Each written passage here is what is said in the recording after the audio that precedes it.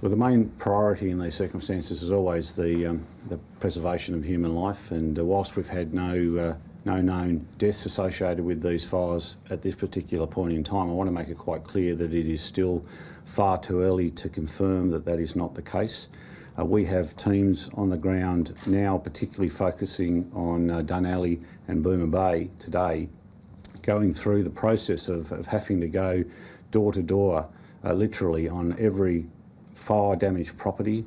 Some are shacks, some are houses, some are outbuildings, and confirming that there are no people that have lost their lives at that particular location. Now, that does take time. It needs to be done properly, thoroughly. It needs to be done safely for the people who are doing it. So until such time as we can go through that process, and until such time that we can also go through the process of ensuring that premises that have been damaged by fire are structurally safe enough to allow people to go back to them, then we can't allow people obviously to return and check their properties or even return to their homes, because even people in locations where their home may well have survived, and there are certainly many properties that have survived the fire, they still need to go into the area, they need to move around the area. There are a lot of damaged power poles that haven't come down, there are damaged trees that haven't come down, and of course they can fall at any time and injure people. So it's not just a case of checking the individual properties, we've got to check the areas, we've got to check the routes into and out of the areas as well. And when we're satisfied that people can safely go back into those locations, then we're obviously keen to facilitate that as soon as we can in a safe way. How long could that take, given that there are power poles hanging by threads out there, and it's, it's a massive job? It can take a long time. It can take weeks, in fact, in some circumstances, and certainly in Victoria, after the major bushfires and deaths they had over there, there was many weeks when people weren't able to return to their properties. Now, we're hoping that we can facilitate things as soon as we possibly can. We'd like to be in a position where some people might even be able to go back into some areas today, but I can't give any guarantee that that might happen. I think it's going to be a few days at least for a lot of people.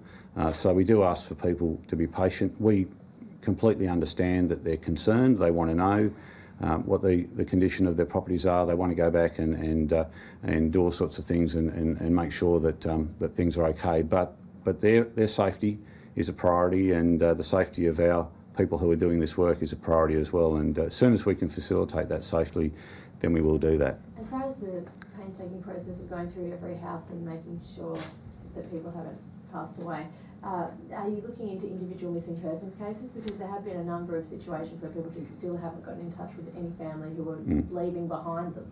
Yeah, and that is a particular concern for us. What we're doing is we're prioritising those sorts of cases, identifying where those people who still haven't made any contact may be, and they are the premises that we are going to first, and we've already been doing that since yesterday.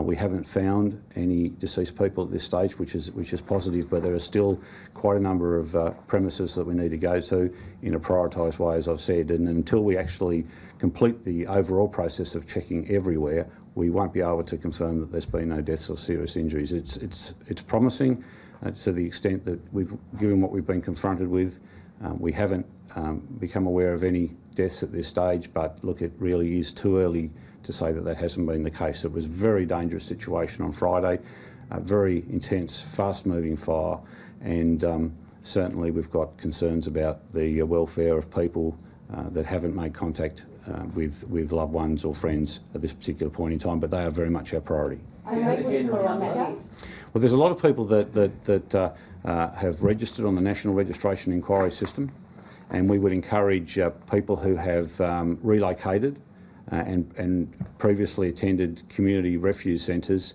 to re-register on that national registration system.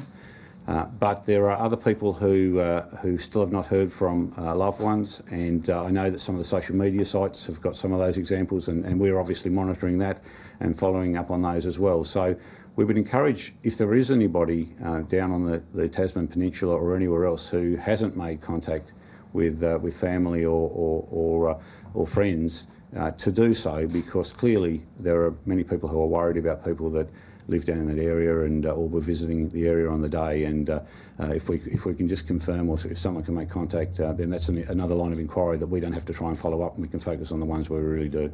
And are we talking many cases? We're relatively few cases where there are grave concerns.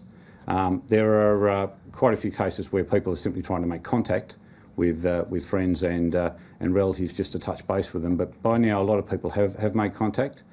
So it's really the ones where there are some grave concerns in that there's been absolutely no contact. Can you give us a number on that? Not a precise number, and it does fluctuate a little bit. A handful, or? It's been a handful up until now, but as I say, it's been a very challenging situation, and there's been communication issues, telecommunication issues down in the area since the fire started, and there are still issues with communications, although Telstra is working very hard to rectify that issue.